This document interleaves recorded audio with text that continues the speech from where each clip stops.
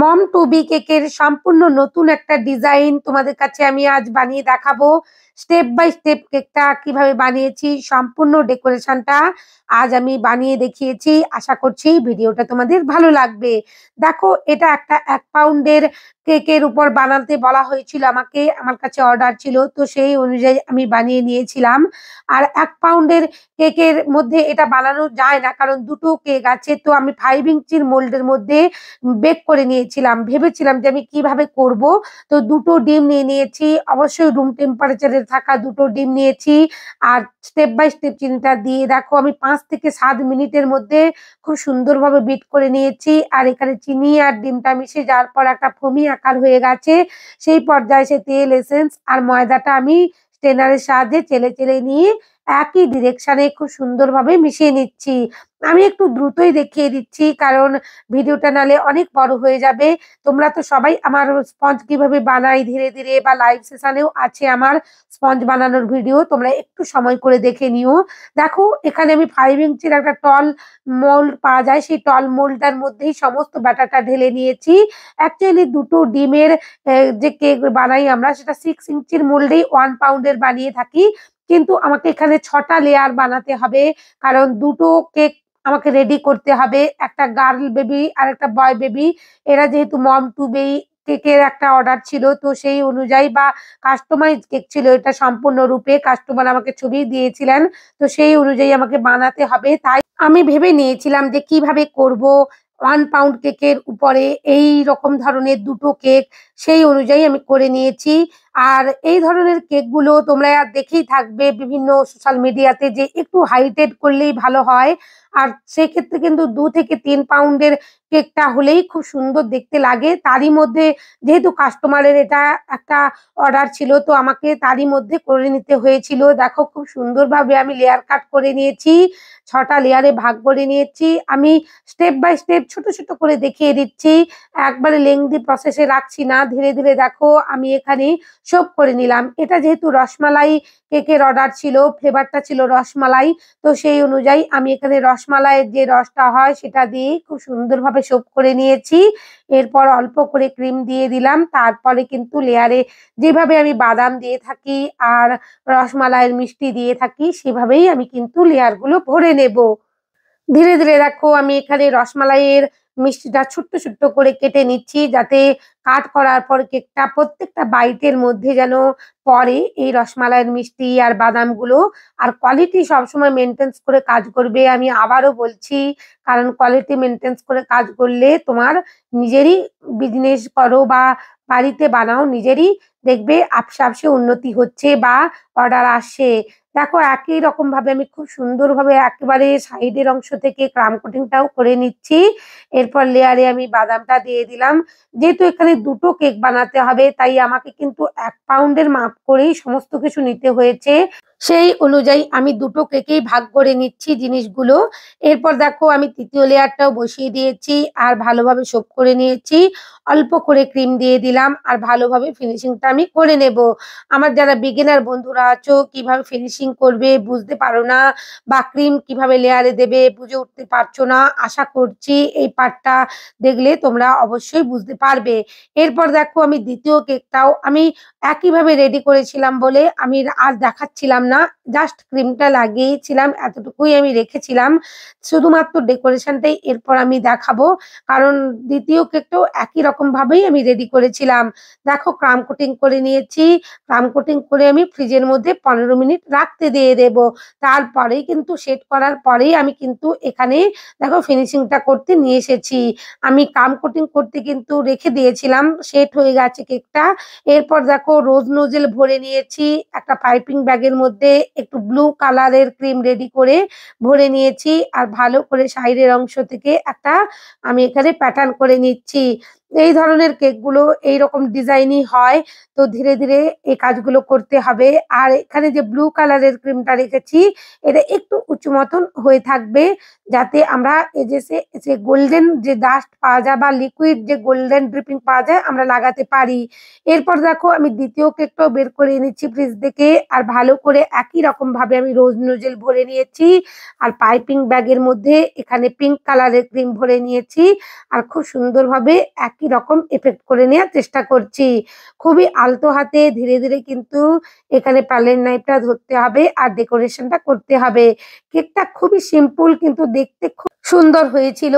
আর এভাবেই যদি একটু ও চিন্তা ভাবনা করে কেকগুলো বানানো যায়, অসাধারণ একটা লুক আসে। দেখো আমি যে এজেস গুলো ছিল ব্লু কালার আর পিঙ্ক কালারের যে ক্রিমের, সেগুলোর মধ্যেই খুব সুন্দরভাবে গোল্ডেন ইফেক্ট দিচ্ছি। এখানে আমি কিন্তু আজ গোল্ডেন ডাস্ট যে আমরা ইউজ করি কেকের ডেকোরেশনে সেটা ইউজ করছি না। এখানে আমি লিকুইড একটা ড্রিপিং কিনে এনেছিলাম গোল্ডেন কালারের, সেটাই আমি এখানে ইউজ করছি। আমি কিন্তু দেখেছি যে গোল্ডেন ডাস্টের থেকে কিন্তু এই লিকুইড যে গোল্ডেন কালারটা এটা খুব ভালো কাজ করে। আর এখানে যে তুলির সাহায্যে আমার লাগাতেও খুব ভালো লাগছিল, অসুবিধে হচ্ছিল না। এরপর দেখো আমি প্যালেট নাইফ দিয়ে প্লেস করে নিচ্ছি একটা স্কোয়ার কেক বোর্ডের মধ্যে, যাতে দুটো কেক খুব ভালোভাবে এখানে বসে যেতে পারে। কেকগুলো কিন্তু আমি ফিনিশিং করার পরেই ৩০ মিনিটের জন্য সেট করে নিয়েছিলাম ফ্রিজের মধ্যে। তারপরেই কিন্তু আমি প্যালেট নাইফ দিয়ে তুলে এখানে বোর্ডে ট্রান্সফার করে নিয়েছি। এরপর দেখো আমি পিঙ্ক কালারের একটা রোজ বানিয়ে নেব আর একটা ব্লু কালারের আমি রোজ বানাবো। খুব সুন্দরভাবে দেখো রোজগুলো বানিয়ে নিচ্ছি। এখানে তোমরা নূর 11 যে রোজ নোজেলটা আছে ওটা ইউজ করতে পারো। আমি একটু দেখো ভাইব্রেট করছি আমার হাত রাখে, যাতে রোজের প্যাটেলগুলো আরো দেখতে ভালো লাগে। খুব সুন্দর করে একটা বড় ধরনেরই রোজ করে নিচ্ছি, যাতে একটা রোজেই কেকটা খুব সুন্দর দেখায়। আমি আলতোভাবে দেখো এখানে সিজারের সাহায্যে তুলে বসিয়ে নিলাম। আশা করছি আমার এই রোজ বানানো দেখে তোমরাও ভালোভাবে একটা রোজ বানাতে পারবে। একই রকম ভাবে আমি ব্লু কালারেরও একটা খুব সুন্দর রোজ বানিয়ে নিচ্ছি। দেখো রোজগুলো একটু বড় করলে, একটা যেহেতু ডেকোরেশনে রোজ থাকবে তো একটু বড় করে বসালে দেখতে ভালো লাগে। খুবই ধীরে ধীরে দেখো আমার রোজগুলো রেডি হয়ে গেছে। আর ক্রিমটা কিন্তু অবশ্যই একটু স্টিফি রাখবে, নাহলে কিন্তু রোজ বানাতে গিয়ে কখনোই পারফেক্ট ভাবে আসবে না। রোজের পাপড়িগুলো অবশ্যই কিন্তু ক্রিমটা স্টিফি করে তোমরা হুইপ করো, আমি আবারও বলে দিলাম। দেখো কেকটা আমি সেট করতে রেখে দিয়েছিলাম। এরপর আমি রেনবো করে নেব। উনি যে আমাকে কেকটার ছবি পাঠিয়েছিলেন তার মধ্যে রেনবো ছিল, এভাবেই রেনবো করা ছিল, তো সেভাবেই আমি করে নিচ্ছি।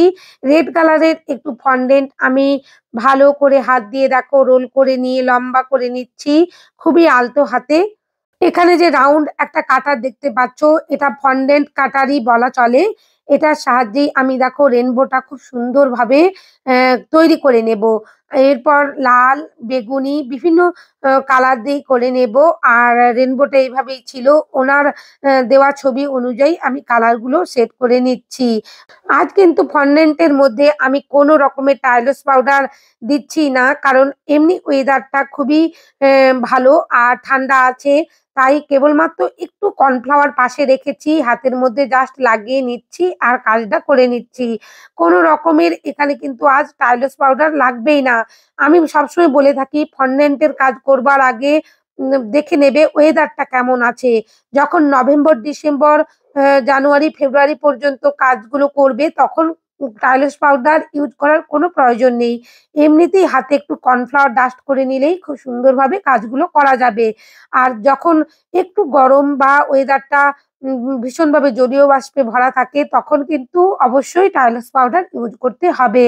এরপর পরিমাণটা তোমাদেরকে জানতেই হবে কতটা পরিমাণ তোমরা এটা ইউজ করবে। কতটা পরিমাণ ফন্ডেন্টের সাথে কতটা পরিমাণ টাইলস পাউডার লাগবে সেটা অবশ্যই বুঝতে হবে।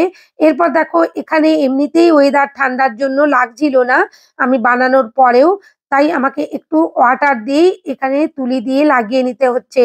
ওয়াটারটা খুব ভালোভাবে দেখো আমি প্রত্যেকটা রেনবোর মধ্যে দিয়ে দিচ্ছি, তারপরেই আটকে নিচ্ছি, যাতে কোনোভাবেই না খুলে যায় এই রেনবোটা। খুবই আলতো হাতে আমি কিন্তু কাজগুলো করে নিচ্ছি। আর এখানে একটা স্কিওয়ারকে আমি দুটো ভাগে ভাগ করে নিয়েছি, আর পেছনের অংশ রাখবো যে দিকটায় রেনবোর, সেদিকেই আমি স্কিওয়ার গুলো আটকে নিচ্ছি। এই পর্যায়ে একটা বলে রাখি, আমার একটু ক্যামেরাটা অফ হয়ে গিয়েছিল যে আমি এখানে একটা হোয়াইট কালারের ফন্ডেন্ট দিয়ে তোমরা দেখবে ডেকোরেশনের পরেই যে আমি আটকে নিয়েছি। তোমরা এভাবেও করতে পারো, কিংবা হোয়াইট চকলেট তোমরা মেল্ট করে, কেবলমাত্র হোয়াইট চকলেট মেল্ট করে এখানে তোমরা দিয়ে দিতে পারো এই স্কিওয়ার গুলোর মধ্যে আর ফন্ডেন্টের চারিদিকে, তাহলে খুব সুন্দরভাবে আটকে যাবে। একটু সময় ফ্রিজে রাখার পরে দেখবে বা এই ওয়েদারে বাইরে রাখলেও রুম টেম্পারেচারে রাখলেও কোনো অসুবিধে নেই। খুব সুন্দরভাবে সেট হয়ে যাবে আর কোনো অসুবিধে হবে না। আমি এখানে হোয়াইট কালারের ফন্ডেন্টটা যে রেখেছি ওটাই পেছনের অংশে একটু বেলে নিয়ে আটকে নিয়েছিলাম। সেই অংশটা আমার একটু মিস হয়ে গেছে। আমি সরি চেয়ে নিচ্ছি কারণ ক্যামেরাটা অফ হয়ে গিয়েছিল। দেখো এরপর আমি ডেলিভারি দেওয়ার সময় ডেকোরেশনটা বসিয়ে নিচ্ছি। এখানে একটা গোল্ডেন কালারের ফক্স বল আর রেড কালারের ফক্স বল ইউজ করেছি। দেখো পেছনের অংশে আমি হোয়াইট কালারের ফন্ডেন্টটা লাগিয়ে নিয়েছিলাম। তোমরা এখানে হোয়াইট চকলেটও দিতে পারো, কোনো অসুবিধে হবে না। এরপর দেখো উনি আমাকে বলেছিলেন গার্ল আর বয় লিখে দিতে, সেভাবেই আমি এখানে ফন্ডেন্ট গোল্ডেন কালারের ফন্ডেন্ট দিয়ে বয় আর গার্ল লেখাটাও আমি লাগিয়ে নিচ্ছি। আর একটা মেসেজও উনি লিখতে বলেছিলেন, সেইভাবে আমি মেসেজটাও আমি এখানে লিখে বসিয়ে দিয়েছি বোর্ডের সামনের অংশে। সবাই খুব ভালো থেকো। নতুন বন্ধু হয়ে থাকলে চ্যানেলটা সাবস্ক্রাইব করে দিও। অনেক ধন্যবাদ তোমাদের।